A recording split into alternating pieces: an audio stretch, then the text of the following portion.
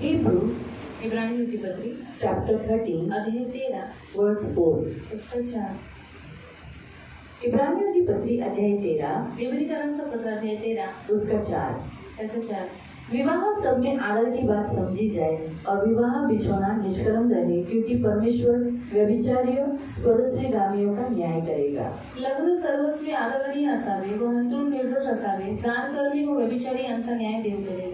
हम प्रार्थना करें। आपण प्रार्थना करू। पवित्र पवित्र करुणा में प्रेमी पिता प्रभु यीशु के नाम से प्रभु हम आपके सामने आते हैं। मेरे महान पवित्र सेनाधीश पिता, वचन हम ध्यान से सुनने के लिए और जो हम सुनते वही पालन करने के लिए तू सहायता करना। प्रभु वचन समझने के लिए तू मदद करना। इन सबको ध्यान से सुनने के लिए तू सहायता करना। ये हमारी प्रार्थना है प्रभु यीशु के नाम से, आमीन। Praise the Lord, praise the Lord, hallelujah. Hallelujah. प्रियो, हम देखते हैं कि यहाँ पर प्रभु का वचन कहता है विवाह सब में आदर की बात समझी जाए। आणि प्रियांनो, आपण इथे पाहतो की लग्न सर्वस्वी आदरणीय असावे। परमेश्वर ने इस पृथ्वी पर इब्रानियों की पत्री 13 उसका 4। इब्रानियों की पत्री अध्याय 13 उसका 4। तो हम यहाँ देखते हैं कि परमेश्वर ने इस पृथ्वी पर विवाह की योजना बनाई। आणि देवाने या पृथ्वीवरती विवाहाची लग्नाची योजना जब बनवली। परमेश्वर ने सारी सृष्टि की रचना की, आणि जेव्हा देवाने संपूर्ण सृष्टीची निर्मिती सारी केली सृष्टि की रचना करने के बाद छठे दिन में मानव को बनाया। आणि सर्व सृष्टीची निर्मिती केल्याच्या नंतर त्याने 6व्या दिवशी माणसाला बनवलं। जब उस मनुष्य को उसने देखा, आणि जेव्हा त्या माणसाला त्याने पाहिलं, उसने देखा कि वो अकेला रह रहा है, आणि त्याने पाहिलं की तो एकटा राहत आहे, इसलिए उसने कहा कि अकेला रहना अच्छा नहीं। आणि म्हणून तो म्हणाला की एकटा राहणं ते चांगलं नाही। उत्पत्ति अध्याय 2 उत्पत्ती 2 उसके 18 में आप पढ़ सकते हैं। त्याच्या 18 मध्ये तुम्ही वाचू शकता। जेनेसिस चैप्टर 2 उत्पत्ती अध्याय 2 वर्स 18। त्याचा 18। मग परमेश्वर देव बोलला। अब कौन कहा कह रहा है? परमेश्वर देव। परमेश्वर देव म्हणत आहे, काय म्हणत आहे? मनुष्य एकटा असावा हे बरे नाही। माणसाने एकटं असावं, म्हणजे कोणता माणूस? जो पुरुष बनवलेला आहे। आदम हा पहिला माणूस बनवला, तो पुरुष होता। और आदम ये पहला मनुष्य बनाया गया जो पुरुष था, आणि तो पुरुष एकटा राहणं बरोबर नाही, और वो पुरुष अकेला रहना सही बात नाही। म्हणून पुढे लिहिलेलं आहे, तर त्याच्यासाठी अनुरूप सहाय्यक मी करेन। मी त्याच्यासाठी असा अनुरूप, त्याला मॅचिंग होईल असा त्याच्यासाठी काय करेल? त्याला सहाय्यक आणि मदतगार बनवेल।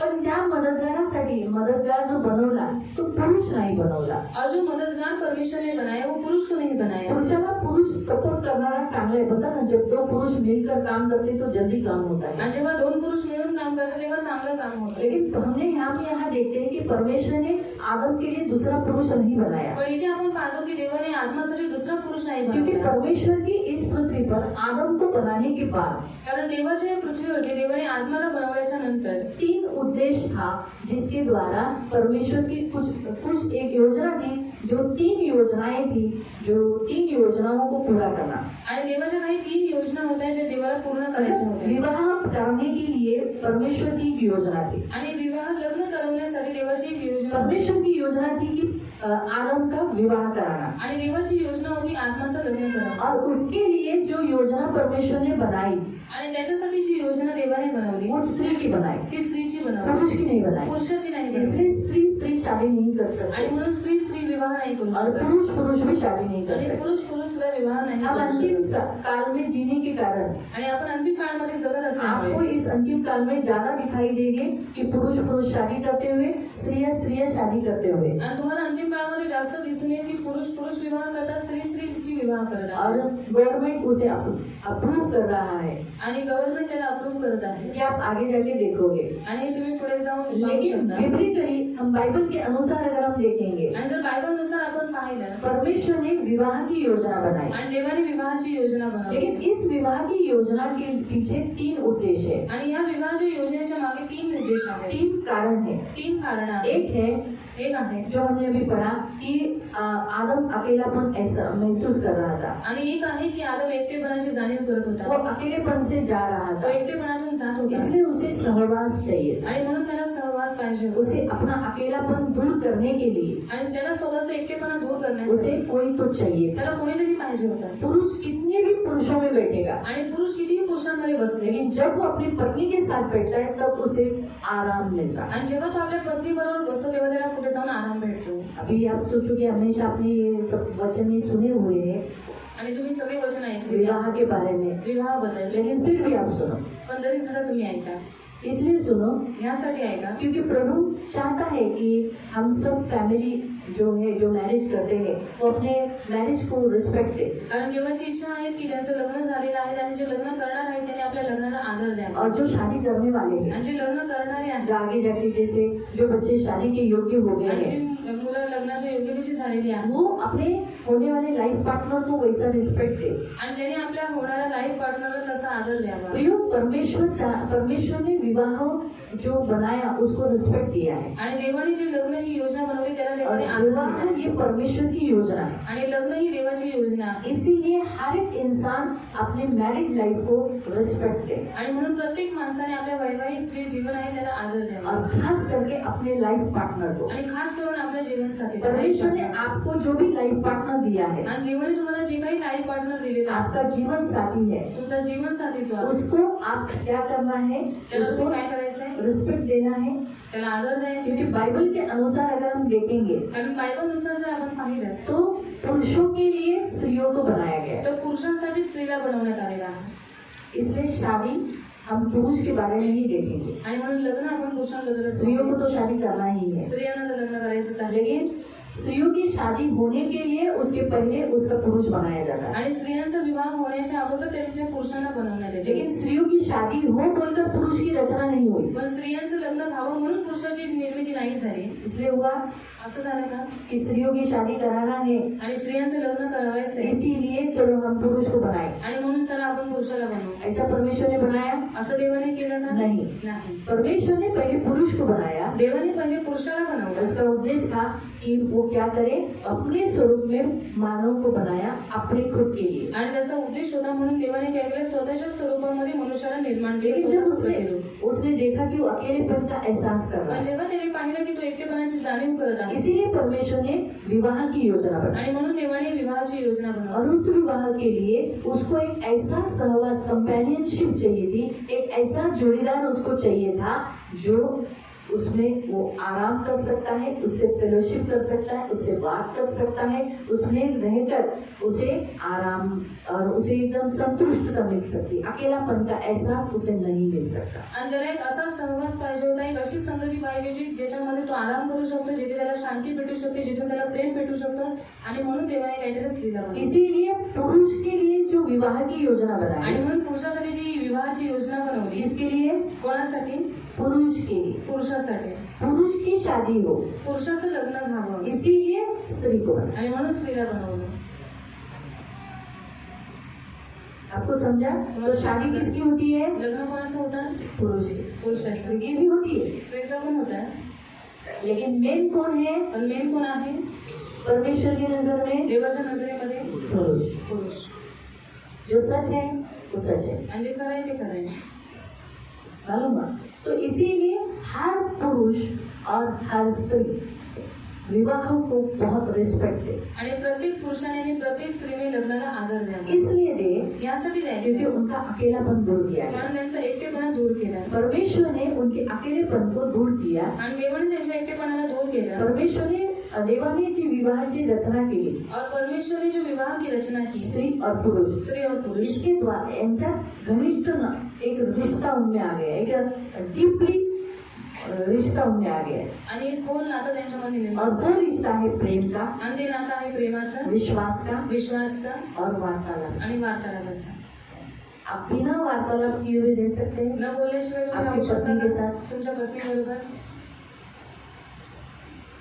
बताइए, सांगा नहीं रह सकते ना, नाही राहू शकत ना क्योंकि ये जो रिश्ता जो बनाया गया है आणि हे जे नातं बनवण्यात आलेलं आहे इसमें प्रेम, त्याच्यात प्रेम विश्वास और विश्वास संवाद यानी बातचीत, वार्तालाप म्हणजे बातचीत करणे इस पर आधारित है। आणि याच्यावरती आधारित आहे अगर आप प्रभु के बारे में भी अगर ऐसा सोचेंगे, ये रिश्ता बनाया क्यों मालूम?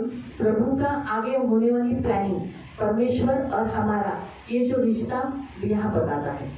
आणि देवाने जी योजना बनवली की पुढे होणाऱ्या गोष्टी म्हणजे देवाचं आणि आपलं नातं इथे सांगण्यात आलेलं आहे जैसे आज हम भी प्रभु हमसे प्रेम करता है, जसं आज देव आपल्याला प्रेम हम करतो प्रभु से प्यार करते हैं, आपण देवाला प्रेम करतो प्रभु हम पर विश्वास रखता है, देव आपल्यावरती विश्वास हम ठेवतो प्रभु पर विश्वास रखते आपण हैं देवावरती विश्वास और ठेवतो हम वार्तालाप करते हैं। आणि आपण देवाशी संवाद साधतो करते हैं?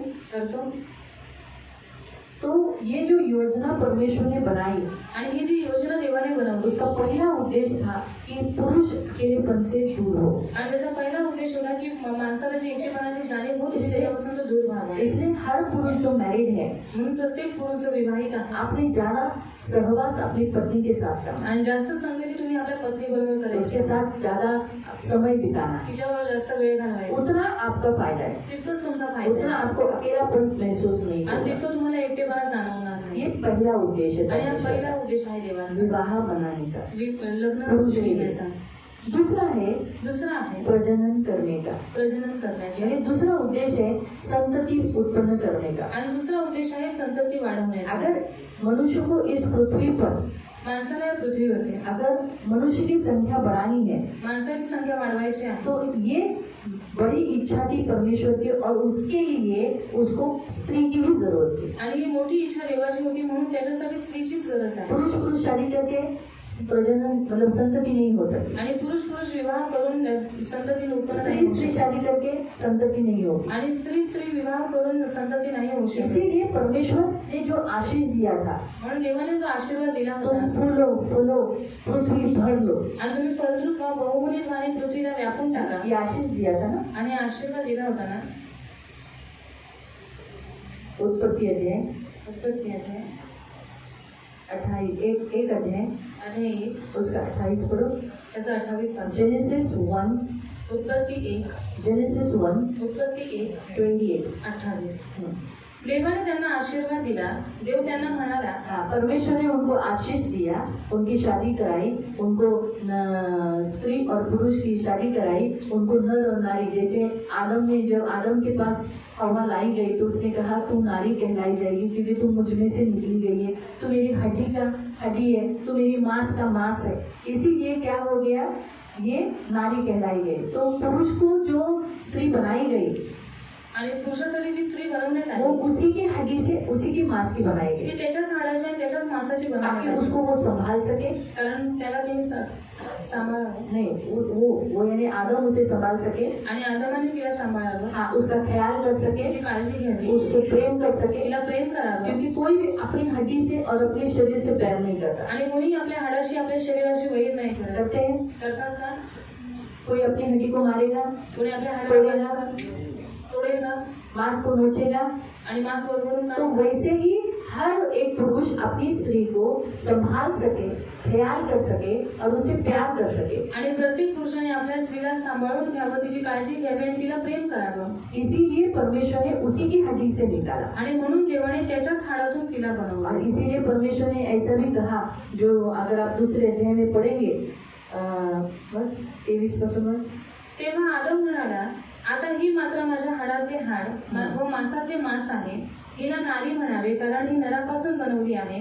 यास तो पुरुष आपल्या आई हाँ, अब बापा परमेश्वर ने वहाँ क्या बनाया, इस कारण पुरुष आपल्या आई बापांना पुरुष सोडून अपने माता पिता को छोड़कर आपल्या स्त्रीशी जोडून राहील. अपनी स्त्री से जुड़कर रहेगा।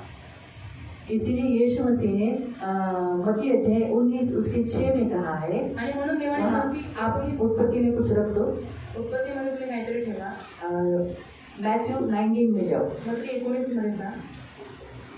मैथ्यू 19 मत्ती अध्याय 19 6। 6. अब यीशु मैरिज के बारे में कहता है, आणि येशू ख्रिस्त विवाहाबद्दल बोलत आहे. यामुळे ती पुढे दोन नाही अब वो दो नहीं है, तर एक देह वो अशी आहे. एक बॉडी हो गई, क्योंकि उनका क्या हो जाता है, एक बॉडी, क्योंकि वो लोग उसी में से निकाला गया। नर क्या कहता है, आदम ने क्या कहा, मेरे में से तू निकाली गई, मेरे हड्डी की, मेरे मांस की है, इसीलिए वो अब दो बॉडी नहीं परंतु एक बॉडी है। म्हणून देवाने जे जोडले आहे ते इसलिए माणसाने परमेश्वर ने जो जोड़ा है उसे कोई इंसान अलग ना करे, इसलिए परमेश्वर ने जोड़ा है, आणि देवाने जोडलेला आहे. परमेश्वर जोड़ता है, देव जोडतो इसलिए शादी ये परमेश्वर की ओर से होता है। आणि लग्न हे देवाकडून होतं. परमेश्वर ने ये विवाह योजना बनाई है। आणि देवाने विवाह ही योजना बनवली. इसलिए जो अभी हम वापस हमारे यहाँ उत्पत्ति अध्याय में जाएंगे, दूसरे अध्याय में जो वहाँ लिखा है फिर से 24 वचन, यास्तव पुरुष आपल्या आई बापांना सोडून आपल्या स्त्रीशी जोडून राहील. वो अपने स्त्री से, अपने पत्नी से क्या रहेगा, जुड़ कर रहेगा। ती दोघे एक देह होते. वो दोनों एक देह होंगे और उन्हें कोई अलग नहीं कर सकता। इसलिए प्रियो, अगर संतति इस पृथ्वी पर बनानी है तो उसके लिए परमेश्वर को मालूम है विवाह कराना, वो भी स्त्री के साथ, ऐसी ही परमेश्वर की योजना थी। आणि संतती या पृथ्वीची वाढवायची आहे तर लग्न करवणं स्त्री बरोबर आणि तिच्याद्वारे संतती वाढू शकते, ही देवाची योजना उनका होती. जैसे शादी, पहली शादी जब परमेश्वर ने बनाई, आणि जेव्हा पहिलं लग्न देवाने करवलं, आदम और हवा का, आदम आणि हवे, परमेश्वर ने स्वयं लगाया, देवाने स्वतः विवाह उन्हें करायला, आशीष दिया। त्यांना आशीर्वाद अब दिला. वापस उस आशीष में पढ़ेंगे। पुन्हा आशीर्वादामध्ये आपण वाचतो. देवाने त्यांना आशीर्वाद दिला. आशीर्वाद दिला। देव त्यांना म्हणाला, देव त्यांना म्हणाला, फलद्रूप व्हा, तुम्ही फलद्रूप व्हा, बहुगुणित व्हा. बहुगुणित हो जाओ। बहुगुणित, अभी बहुगुणित होने के लिए क्या करना पड़ेगा? आणि बहुगुणित व्हायला काय करावं लागेल? तो संतति जो बनाना है, बढ़ाना है, परमेश्वर की योजना थी कि इस पृथ्वी पर बहुत इंसान हो। आणि देवाची इच्छा होती या पृथ्वीवर खूप सारे माणसं व्हावे. ये परमेश्वर की योजना है आणि देवाची योजना और इसीलिए विवाह की योजना बनाई गई। आणि म्हणून विवाह ही योजना बनवण्यात इसलिए आली. विवाह होने के पश्चात ही जो संतति होती है वो परमेश्वर के लिए योग्य संतति है आणि विवाह झाल्याच्या नंतर जी संतती उत्पन्न होते ती देवाच्या नजरेमध्ये योग्य और आहे परमेश्वर उसे ग्रहण करता आणि है। देव त्याला ग्रहण करते. इसलिए प्रियो, तो दूसरा उद्देश्य था इस पृथ्वी पर संतति बढ़ाने का, आणि दुसरा उद्देश होता या पृथ्वीवरती संतती वाढवणे, मनुष्य की संख्या बढ़ाने का। माणसांची संख्या वाढवण्याचा. और तीसरा उद्देश्य है आणि तिसरा जो उद्देश आहे, परमेश्वर ने विवाह किया, जे विवाह रखा, देवाने जे विवाह ठेवला, उसका मुख्य उद्देश्य है तीसरा मुक्ति देने का, आणि तिसरा उद्देश आहे मुक्ती देण्याचा, परमेश्वर उद्धार देने का, तारण देण्याचा, छुटकारा देने का। सुटकारा देण्याचा. ये परमेश्वर का मुख्य उद्देश्य था आणि हा देवाचा मुख्य उद्देश कि आहे. जब पति पत्नी विवाह करते हैं मग जेव्हा नवरा बायको विवाह वो करतात दोनों एक दूसरे से वाचा बांधते हैं। आणि ती लोक एकमेकांबरोबर करार करतात, वो एक दूसरे से क्या करते हैं? करार करते हैं। आणि ती लोक एकमेकांबरोबर करार करतात परमेश्वर के इस योजना के साथ अपने आप को बांध देते हैं। आणि देवाच्या या योजनेबरोबर स्वतःला बांधून टाकतात. इसीलिए पति पत्नी का उद्धार कराता है, पत्नी पति का उद्धार कराती है। आणि म्हणून नवरा बायकोचं तारण करतो, बायको नवऱ्याचं तारण करतो. परमेश्वर की योजना थी हर एक स्त्री और हर एक पुरुष उद्धार पाए। आणि देवाची योजना होती की प्रत्येक पुरुषाने प्रत्येक स्त्रीने तारण करावे. इसीलिए तीसरा मुख्य उद्देश्य था मुक्ति का। आणि तिसरा मुख्य उद्देश होता मुक्तीचा. इसलिए प्रियो, विवाह ये हम सब में बहुत रिस्पेक्टफुल और बहुत आदर की बात समझनी चाहिए। आणि जे लग्न आहे ते खूप आपल्यामध्ये आदरणीय गोष्ट आपण समजली देखा पाहिजे. गया तो हम सब तो शादी के समय पे बड़े आनंदित रहते हैं, आणि आपण लग्नाच्या वेळेला सगळेजण आनंदित असतात, लेकिन अपने लाइफ पार्टनर के साथ हम कभी खुश नहीं रहते। पण आपल्या लाईफ पार्टनर बरोबर आपण कधी खुश राहत नाही. हम उनकी गलतियों को देखते हैं, आपण त्यांच्या चुकांना पाहतो, हमेशा उनकी गलतियां ढूंढते हैं नेहमी त्यांच्या चुका बघतो और हम उनकी गलतियों को दोहराकर दोष लगाते रहते हैं। आणि चुका त्यांच्या असतात त्यांना वारंवार सांगून त्यांच्यावरती दोष लावतो. क्योंकि बाइबल हमें बताती है विवाह होने के पश्चात दोनों एक देह है, एक मन है, परमेश्वर ने उन्हें जोड़ा है। तो इसीलिए शैतान की बड़ी योजना रहती है कि विवाह ये जो योजना है ये टूट जाए, डिवोर्स हो जाए, अलग हो जाए और मनुष्य जोड़े हुए नहीं रहे। आणि बायबल आपल्याला सांगतं की विवाह झाल्याच्या नंतर ते दोघं जण एक देह आहेत, एक मन आहेत. म्हणून दुसऱ्याची योजना असते की विवाह ही जी योजना आहे ती तुटून जावी, ते दोघं एक सोबत राहू वो नये, अलग हो जाए। त्यांनी वेगळं राहावं. इसलिए शादी होने के बाद म्हणून विवाह झाल्याच्या नंतर अक्सर थोड़े दिनों के बाद पति पत्नियों में गलतियां ढूंढने लगता है, नवरा बायको मध्ये चुका शोधू लागतो औरत भी पति में कमजोरियां या उसकी निर्बलता देखने लगती है। आणि बायको पण नवऱ्यामध्ये चुका शोधू लागते. फिर आगे जाके बोलते हैं, अभी हमारा रहना मुश्किल है। आणि पुढे जाऊन ती लोक म्हणतात आमचं राहणं मुश्किल आहे. घर में एक दूसरे को बताते हैं, माँ बाप को बताते हैं, अभी हम नहीं रह सकते, आणि घरात एकमेकांना आई वडिलांना सांगतात आता आम्ही राहू नाही हमारा शकत, जम नहीं आता सकता, आमचं जमू नाही हम शकत, आगे नहीं जा सकते, आता आम्ही पुढे नाही जाऊ ऐसा कब शकत. तक आगे चलेगा। आणि असं कुठपर्यंत पुढे चालेल. इसीलिए ये शैतान की योजना रहती है कि हर पति पत्नी एक दूसरे से अलग हो जाए। आणि ही शैतानाची योजना असते की नवरा बायकोने एकमेकांपासून वेगळं जबकि व्हावं. बाइबल में परमेश्वर की योजना बिल्कुल नहीं है कि पति पत्नी अलग हो जाए। बल्कि बायबलमध्ये देवाची योजना बिलकुल नाही आहे की पती पत्नीने वेगळं व्हावं. हर पुरुष को जो उसकी पत्नी दी गई है वो जैसी है वैसे उसे एक्सेप्ट करे। आणि प्रत्येक पुरुषाला जी त्याची पत्नी दिलेली आहे ती जशी आहे तिला ग्रहण हर करायचं. स्त्री को जो उसका पति दिया गया है जैसा है वैसा एक्सेप्ट करे। आणि प्रत्येक स्त्रीला जो तिचा नवरा दिलेला आहे तो जसा आहे त्याला ग्रहण जब करायचं. हम ऐसा ग्रहण करते जेव्हा हैं आपण असं ग्रहण और करतो परमेश्वर की इस योजना को, शादी को टिकाने के लिए,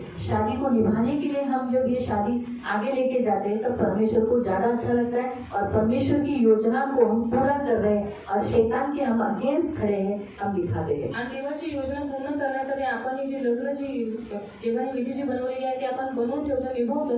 मग आपण काय करतो, देवाच्या योजनेसाठी आपण हातभार लावतो और शैतान का हम सामना करते आणि हैं, आपण शैतानाचा हम सामना शैतान के करतो. विरोध खड़े रहते हैं। आपण शैतानाच्या विरोधात जो जो उभं राहतो. फैमिली मिलकर रहती है, आणि जे जे कुटुंब मिळून राहतात मतलब पति पत्नी मिलकर रहते म्हणजे हैं नवरा बायको मिळून राहतात और एक दूसरे से प्रेम करते हैं आणि एकमेकांना प्रेम करतात वो शैतान से हमेशा लड़ते हैं आणि ते शैतानाशी नेहमी और लढतात. शैतान उनका शत्रु रहता है. आणि शैतान त्यांचा शत्रू असतो. शैतान हमेशा चाहता है कि वो उनके विरुद्ध हो जाए, वो टूट जाए, अलग हो जाए. आणि शैतान अशी नेहमी योजना करतो की ते एकमेकांपासून वेगळे व्हावं, त्यांचं कुटुंब तुटून जावं. इसीलिए वो अक्सर उनके बीच में गलतियां दिखाने का कोशिश करता है आणि म्हणून नेहमी त्यांच्यामध्ये चुका दाखवण्याचा और प्रयत्न बार बार करतो. बोलता है अब करो क्षमा करने को. आणि वारंवार बोलतो कुठपर्यंत क्षमा करायचं, मन में ऐसा डालता है. मनात असं टाकतो. क्षमा करने के लिए भी एक लिमिट होता है आणि ना. क्षमा करायची पण एक लिमिट तो असते. क्या यीशु है क्या तू काय येशू आहेस का कि क्षमा करते रहने का? की क्षमा करत राहायचं? तू भी एक इंसान है. तू पण एक माणूस आहेस. हाँ, तू भी एक इंसान है. कितना सहने का, कितना सहने का. आणि तू पण एक माणूस आहे, किती सहन करायचं. इसलिए प्रियो ये इस रीति से हमला कर ही वो मनुष्य को जो बनी हुई फैमिली है, पति पत्नी जुड़ कर रहती है, उनको तोड़ने की कोशिश करता आणि है. अशा रीतीने हमला करून जे कुटुंब जुळलेलं आहे त्याला तोडायचा तो प्रयत्न करतो. बाइबल हमें बताती है जिसने विवाह कर लिया, बायबल आपल्याला सांगतं की ज्याने विवाह केला जिस पुरुष ने पत्नी प्राप्त किया, आणि ज्या पुरुषाला पत्नी प्राप्त झालेली आहे उसने परमेश्वर की ओर से गिफ्ट पाया है. आणि त्याने देवाकडून एक उत्तम गिफ्ट प्राप्त पढ़ेंगे केलं. उस वचन को. वाचूया त्या नीति वचन. वचन 18 नीतिसूत्रे 18 उसका 22. त्याचं 22. प्रोवर्ब्स नीतिसूत्रे 18 आणि 18 वर्स 22. त्याचं 22. प्रोवर्ब्स नीतिसूत्रे 18 18 22. 22. ज्याला गृहिणी लागते त्याला हाँ. उत्तम लाभ जिसने घडतो. पत्नी पाया है त्याला उत्तम लाभ घडतो. उसे लाभ होता है परमेश्वर की ओर से. त्याला परमेश्वराचा अनुग्रह प्राप्त होतो. उसके ऊपर परमेश्वर का अनुग्रह हुआ है. इसलिए प्रियो ये परमेश्वर की ओर से है, आणि प्रियानो हे देवाकडून आहे. परमेश्वर की ओर से. देवाकडून. इसलिए पत्नी पाना, म्हणून पत्नी प्राप्त करणार. अगर परमेश्वर की इच्छा नहीं है तो आप शादी नहीं कर पाओगे. आणि देवाची जर इच्छा नाही तर तुम्ही लग्न नाही करू शकत. आपकी जो लाइफ पार्टनर है वो परमेश्वर की ओर से गिफ्ट मिला है आपको. आणि तुमचा जो लाईफ पार्टनर आहे तो देवाकडून तुम्हाला गिफ्ट अगर भेटेल. आप उसे नहीं संभालोगे जर तुम्ही त्याला सांभाळलं तो नाही प्रभु आपसे हिसाब लेने वाला है. तर देव तुमच्याकडून हिशोब घेणारच आहे. पूछेगा विचारेल, मैंने तुझे ये दिया था, मी तुला हे दिलं होतं, मेरी बेटी माझी मुलगी कहाँ है? कुठे आहे? खो दिया मैंने, मी गमावलं. डिवोर्स दे दिया मैंने, डिवोर्स दिला, छोड़ दिया मैंने, सोडून दिलं. मुझे अच्छी नहीं लगी वो, मला नाही ते आवडत. फालतू है, फालतू आहे सड़ी हुई मेरी हड्डी की सड़ाहट है, आणि माझ्या हाडाची ती मुझे अच्छी नहीं चढलेला लगी, भाग आहे, मला त्याग चालत दिया. नाही. त्यागून टाकलं. प्रभु हिसाब पूछने वाला है. आणि देव हिशोब विचारणार आहे.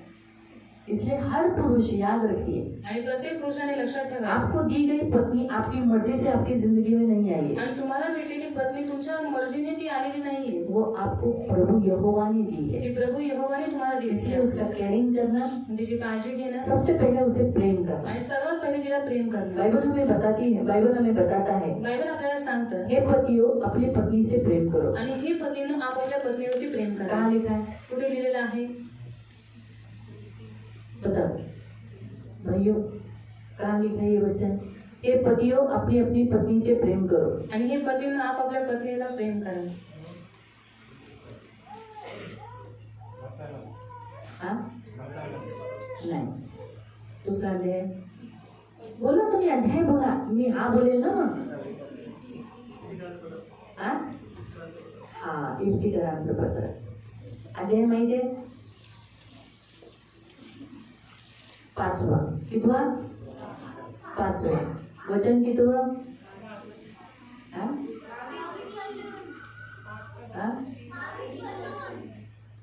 25 वाचा.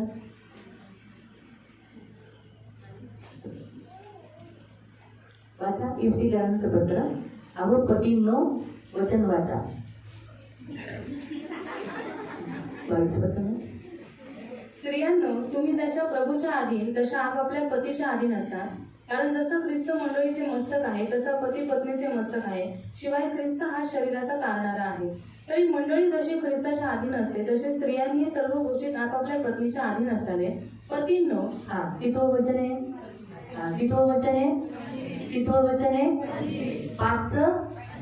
5चं कोणता अध्याय? इप्सिकरांचं. म्हणून जितके यहाँ मॅरिड है, आणि जितके इथे विवाहित आहेत, हाँ, आपको प्रभु कहता है, देव तुम्हाला म्हणतो आपका फैमिली लाइफ, आपकी परमेश्वर ने आपको जो वाइफ दी है आणि देवाने जी तुम्हाला पत्नी दिलेली वो आहे कैसी भी है, ती कशीही आहे लेकिन आपको यहोवा से मिली है। आणि तुम्हाला ती देवाकडून अब भेटलेली प्रभु आहे उसका हिसाब लेगा, आणि देव त्याचा हिशोब घेईल। इसीलिए आपको उसको सबसे पहले करने के लिए परमेश्वर ने क्या बोला है। आणि सर्वात पहिले तिला काय करायला देवाने तुम्हाला सांगितलेलं आहे, अब हे पतियों यानी जितने ने शादी किया उनसे कहता है, जशी ख्रिस्ताने मंडळीवर प्रीती केली, जैसे प्रभु ने कलीसिया से प्रेम किया। कैसे किया, कैसे प्रेम किया, आनंद से प्रेम किया, पहला आनंद से प्रेम किया। और मसीह ने कैसा प्रेम किया, निस्वार्थ प्रेम, और अपना प्राण दे दिया। क्या किया, कलीसिया के लिए प्राण दिया ना। आणि मंडळीसाठी प्राण दिला। आप भी प्राण लेने वाले नहीं, प्राण देने वाले बनने चाहिए। आणि तुम्ही सुद्धा प्राण जीव घेणारे नाही, जीव देणारे असले पाहिजे। पत्नियों का प्राण मत लो, आपल्या आपल्या बायकोचा जीव घेऊ नका, प्राण दो, त्याला जीव द्या, इस रीति से प्रेम करो। आणि अशा रीतीने प्रेम ऐसे करा। लिखा ना, पढ़ो। जशी ख्रिस्ताने मंडळीवर प्रीती केली तशी तुम्ही आपापल्या पत्नीवर प्रीती करा। आपापल्या पत्नीवर, तुमची पत्नी कोण आहे, हाँ, तुमची पत्नी कोण आहे, हाँ, तुमची पत्नी कोण आहे आशिष भाऊ, हाँ, कांता, त्यांच्यावरच प्रेम करा, और उन्हीं के ऊपर प्यार करना है। असं तुम्हाला आज्ञा दिली। प्रत्येक जो मॅरिड आहे और जो हर एक जो विवाहित है, तुम्हाला तुमच्या पत्नीवर प्रेम करायला सांगितलं, और आपको अपनी पत्नी के ऊपर प्यार करने के लिए बोला। बाईला पण प्रेम करायला सांगितलं। सांगा कोणत्या अध्यायात आहे, स्त्री को भी प्यार करने के आता लिए मी बोला। त्यांना विचारतो, तुम्हाला पण विचारते, सांगा कोणत्या अध्यायात लिहिलंय की आपल्या पत्नीवर, आपल्या पतीवर प्रेम करायचं आहे का, नहीं। एफसीओ में लिखा है आधीन रहो, सांगा, हाँ, करेक्ट बरोबर, तिथूच मध्ये लिहिलेलं आहे, एकदम बरोबर तुम्ही सांगा। त्यांच्याकडे एक बायबल वाचणारी बसते तिथं, म्हणून तिला माहिती आहे। काढा तिथूस तीतुस 2:4, 2:4, तिथूस तीतुस 2:4। 2:4।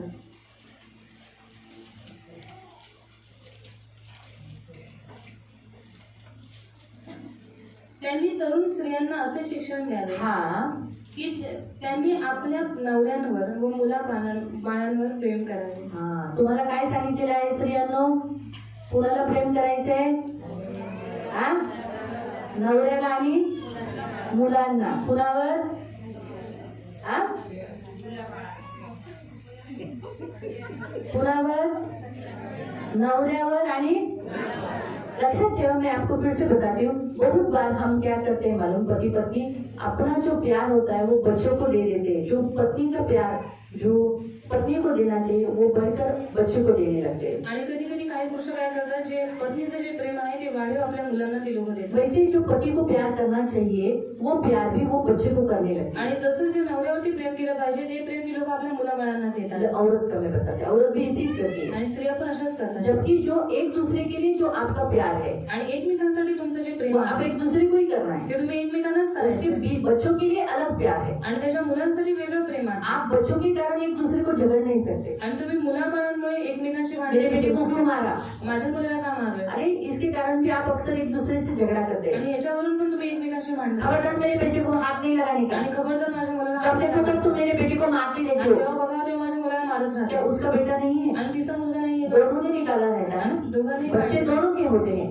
मुलं दोघांची असते, लेकिन फिर भी तरी सुद्धा क्यों ये ऐसा आपस में हम एक दूसरे पे विवाद करने लगते हैं। आणि का आपण एकमेकांशी असा व्यवहार करू लागतो, क्यों पति कहता है तू मेरे बेटे को क्यों मारा, मेरी बेटी को क्यों मारा, ये क्यों पूछता है, क्योंकि वो पत्नी से भी बढ़कर किससे प्यार करने लगा है, बच्चे से। आणि का तो आपल्या बायकोला विचारतो की तू माझ्या मुलाला किंवा माझ्या मुलीला मारतेस कायासाठी, कारण का तो आपल्या पत्नीपेक्षा जास्त मुलांना प्रेम करतो। वैसे ही पत्नी भी जब अपने पति को बोलती है खबरदार मेरे बच्चों को मारने का नहीं, जब देखो तो तुम मेरे बच्चों को मारते रहती हो, मारते रहते हो, क्यों ऐसा वो कहती है, इसलिए कहती है क्योंकि क्योंकि वो अपने पति से भी बढ़कर अपने बच्चों को प्यार करने लगी। आणि जेव्हा पत्नी अशी म्हणते की खबरदार जर तुम्ही माझ्या मुलाला किंवा माझ्या मुलीला मारलं बघावं तेव्हा तुम्ही त्यांना मारत राहता, ती असं का बोलते? कारण ती आपल्या नवऱ्यापेक्षा जास्त प्रेम मुलांना ये करते. गलत है। आणि हे चुकीचं आहे. आपको दोनों बच्चे दोनों के हैं, आणि दोघांचीही मुलं आहेत. बच्चों के कारण आप आपस में झगड़ा करते वो गलत है। पण मुलांमुळे तुम्ही एकमेकांबरोबर भांडता हे चांगलं नाही. आपका बाइबल आपको बताता है आप जो भी काम करना है प्रेम से करना है। आणि बायबल तुम्हाला सांगतं की तुम्ही जे काही काम करता प्रेमाने पहला करायचं. करंदियों की पत्री पहिलं करंती 16 अध्याय अध्याय 16 उसका 14, त्याचं 14. पहला करंदियों की पत्री पहिलं करंतीकरांचं पत्र अध्याय 16 अध्याय 16 उसका 14। त्याचं 14. फर्स्ट कोरिन्थियन पहिलं करंतीकरांचं पत्र अध्याय 16 16 14। 14. तुम्ही जे काही करता ते सर्व प्रीतीने करा. तुम जो कुछ करते हो प्रेम से करो। जहाँ प्रेम होता है वहाँ झगड़ा नहीं होता है, वहाँ डांटना नहीं होता है, वहाँ उलाहना नहीं होता है, दोष निकालना नहीं होता है। आणि जिथे प्रेम असतं तिथे भांडण नसतात, दोष काढणं नसतं. आणि तिथे जहाँ प्रेम कम होने लगता है, प्रेम कम हो जाता है, तब हम दोष निकालते हैं, गलतियां देखते हैं। प्रेम क्या करता है? प्रेम पापों की राज को ढक देता है। आणि प्रेम काय करतं? पापाची जी रास आहे त्याला झाकून टाकतं. पढ़ेंगे पहला पत्रस पहिला पेत्र अध्याय 4 अध्याय 4 वर्स 8। त्याचं 8. पहला पत्रस पहिला पेत्र अध्याय 4 अध्याय 4 उसका 8। त्याचं 8. मुख्यतः एकमेकांवर एकनिष्ठेने प्रीती करा, कारण प्रीती पापांची रास झाकून टाकते. हाँ, क्या लिखा है? फिर से पढ़ो। मुख्यतः हाँ, मेन तुम्हारे घर पति पत्नी में, मैं फैमिली का नहीं बता रही हूँ, मैं आज वचन जो लिया है पति पत्नी का लिया है। किसका लिया है? Husband wife. मैरिज किसमें होता है? फैमिली में नहीं होता है। मैरिज किसका होता है? पति पत्नी का होता है, स्त्री और पुरुष का होता है। आज वचन स्त्री और पुरुष पर लिया गया है। आज हम प्रेयर भी पति पत्नी पर ही करेंगे। आणि आज वचन स्त्री आणि पुरुषांसाठी घेतलेले आहे, नवरा बायकोसाठी घेतलेलं आहे, म्हणून प्रार्थना पण त्यांच्यासाठी हम फैमिली को जोर देते हैं, फैमिली में बच्चे आ जाते हैं। आणि कुटुंबावरती जोर देतो, कुटुंबामध्ये मुलं फैमिली येतात. इम्पोर्टेंट है, आणि कुटुंब महत्वाचं आहे. लेकिन जब तक पति पत्नी ये जुड़े रहेंगे तो बच्चे इम्पोर्टेंट हो जाएंगे। तब बच्चे उन माता पिता को प्रेम से रहते हुए देखकर वो भी फिर वैसे प्रेम में बढ़ते हैं। अगर वो ही आपस में झगड़े कर रहे हैं, पति पत्नी आपस में झगड़े कर रहे हैं, सही जीवन नहीं है, दोष लगा रहे हैं, अरे तेरी माँ को तो अकल ही नहीं, तेरी माँ तो मूर्ख है, निर्बुद्धि है। अगर औरत बोलती है तेरा बाप को तो अकल ही नहीं, काढायचा ना मारायचा, काय नाही, त्याला डोकं नहीं, तो बच्चे क्या करेंगे? वो कैसे लग सीखेंगे? अच्छा मम्मी पापा दोष लगाते हैं, मैं भी क्या करना चाहिए? मेरी शादी होने के बाद मैं भी यही करना चाहिए, फिर मैं भी क्या करूँगा? मेरी पत्नी के साथ ऐसा ही करूँगा। बच्चे किससे सीखते हैं? अपने माँ बाप से सीखते हैं। वो अपने बच्चों को गलतियाँ क्यों बता रहे हैं? आणि ते आपल्या मुलांना चुका का सांगतायत? क्योंकि प्रेम नहीं है। कारण प्रेम नाही. वहाँ क्या लिखा है? तिथे काय लिहिलेलं आहे? एकमेकांवर एकनिष्ठेने प्रीती करा. एक दूसरे से एकनिष्ठ यानी हिंदी में क्या लिखा है? श्रेष्ठ यानी बड़ी बात, बहुत, कि तुम एक दूसरे से प्रेम करो। कारण प्रीती पापाची रास झाकून हाँ, टाकते. प्रीति क्या करती है? प्रेम क्या करती है? आप जो भी गलती आपका लाइफ पार्टनर कर रहा है उसको ढक देता है, कवरिंग कर देता है। जैसे आपने कपड़े पहने हैं तो आपको बदन ढक दिया है, देखो आपने जो कपड़े डाले हैं, आणि तुम्ही जे कपडे घातलेले आहेत उस कपड़ों ने क्या किया है? आपको कवर कर डाला है, आप नग्न नहीं दिख रहे हो। आणि त्या कपड्याने तुमचं अंग झाकलेलं आहे, तुम्ही नग्न दिसत. लेकिन जब आप गलतियां निकालते हो तो आप उसे खुला कर देते हो, उसको नग्न कर देते हो, नांगड़ा कर देते हो। आणि जेव्हा तुम्ही चुका काढता तेव्हा तुम्ही काय करता? त्यांना नग्न करता. आप अपने बच्चों को बोलते तेरी माँ को तो विंडो है, विंडो। आणि तुम्ही तुमच्या मुलांना बोलता तुझ्या आईला डोकं नाही, लोग तो नहीं है, उसका दिमाग नाही, मूर्ख है, मूर्ख आहे, पागल है। वेडी आहे. इसका मतलब आप अपनी माँ बेटे के सामने उसे नग्न कर रहे हो। आणि याचा अर्थ तुमच्या मुलांसमोर तुम्ही तुमच्या त्या बायकोला नग्न करत आहात. प्रियो, हमारे यीशु मसीह ने पत्नी को कपड़े पहनाए, आणि आपल्या येशू ख्रिस्ताने आपल्या पत्नीला वस्त्र घातले, उसको आदर दिया, उसको प्रेम दिया, तिला आदर दिला, तिला प्रेम उसको केलं, ऊंचे पर रखा, तिला उंच स्थानावर उसका ठेवलं. सुनता है, तिचं तो ऐकतो, उसकी बिंदियां सुनता तिच्या है, विनवण्या तो ऐकतो, उससे उसकी संग देता है आणि तिच्या बरोबर और उसके साथ देता है। आणि तिला साथ तो देतो. वही काम आपको भी करना है। आणि तेच काम तुम्हाला पण करायचं आहे. आप भी पुरुष होने के नाते आप अपनी लाइफ पार्टनर के साथ, वैसे आप भी स्त्री अपने लाइफ पार्टनर के साथ जुड़ कर रहे हैं। अभी रही बात जिनके पति दारू पीते हैं, बराबर से लाइफ नहीं जी रहे हैं, आपका साथ नहीं दे रहे, जिन्होंने आपको छोड़ दिया, मैं उनका नहीं बता रही, क्योंकि आपके चुनाव करते समय बोलतात ना, लग्न करायच्या वेळेला 10 वेळा विचार करा निवडायच्या वेळेला.